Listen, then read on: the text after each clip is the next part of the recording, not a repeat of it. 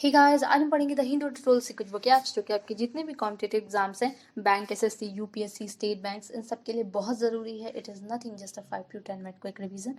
You must take 5 minutes. Okay, so to begin with the word sonorous. Sonorous की Hindi meaning होती है मधुर, यानी कि मीठा. स्पेशली किसी की आवाज के लिए हम बोलते हैं सोनरस, यानी कि जैसे शी हैज सोनरस वॉइस, यानी कि जो उसकी आवाज है काफी मधुर है, काफी मीठी. Having a pleasant, deep and full sound, यानी कि एक ऐसा साउंड हो जो काफी अच्छा हो, फुल मतलब प्लीजेंट से भरा हुआ हो, मतलब काफी आपको सुन के अच्छा लगे. ओके, इसके साथ हम sweet, melodious and pleasant. Next, burnish. Burnish की हिंदी मीनिंग होती है चमकाना. किसी भी चीज को पॉलिश करना, उसे शाइन करना, उसे चमकाना क्या कहलाता है? Burnish. Polish something specially metal, खास तौर पे मेटल की बात की जाती है. बाय रबिंग, उसे रब करके, घिस करके. ओके, इसके सिनोनिम्स हो गए. इसके सिनोनिम्स फ्लैश, फिल्माइन एंड इफिल्ज. Next, edict. एडिक्ट की हिंदी मीनिंग होती है फरमान, यानी कि फरमान, आपने सुना होगा फरमान जारी हुआ है, यानी कि कोई ऑर्डर जारी होना, कोई स्टेटमेंट जारी होना जिसको क्या करना है, सबको फॉलो ही करना है, तो उसे कहते हैं एडिक्ट. एन ऑफिशियल ऑर्डर और statement issued by somebody in a position of power, यानी कि किसी ऐसे पर्सन के थ्रू एक ऐसा ऑफिशियल ऑर्डर जारी करना या कोई ऐसा स्टेटमेंट देना जो एक बेटर पोजीशन पे हो या बेटर पावर पे हो, तो उसे बोलते हैं एडिक्ट. ओके, इसके synonyms decree, order and command.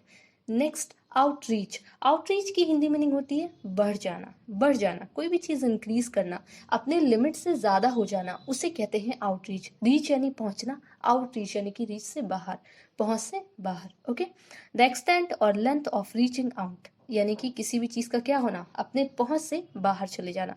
इसके synonyms outdo, outstrips and surmount.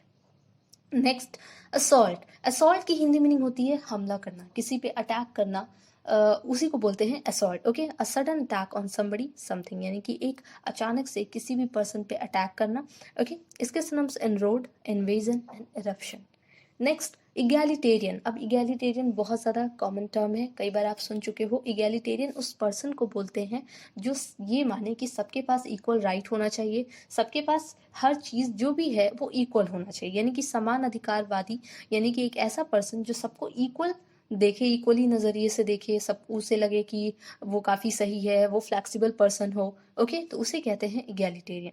Used about a person, system, society etcetera, following the principal that everyone should have equal rights, यानी कि चाहे किसी पर्सन की बात हो, चाहे किसी सिस्टम की, चाहे किसी सोसाइटी की, तीनों में से किसी को भी हम इगैलिटेरियन बोल सकते हैं अगर वो क्या कर रहा है, ये मानता है कि जितने भी प्रिंसिपल, जितने भी उसूल हैं या जितने भी अधिकार हैं वो सबके लिए क्या है, इक्वल है. ओके, इसके सिनोनिम्स हो गए डेमोक्रेटिक एंड इक्विटेबल. नेक्स्ट, प्रिसिपिटस, जिसका मतलब होता है तेज, फास्ट, इसी को कहते हैं precipitous. Fast and great. And इसके सिनोनिम्स हो गए fast, sharp, snappy and nimble. Next, ire. Ire की हिंदी मीनिंग होती है गुस्सा, यानी कि क्रोध, गुस्सा आना, इसी को बोलते हैं ire. Anger. Okay, anger, choler and dander, ये इसके सिनोनिम्स है. Next, broad day light.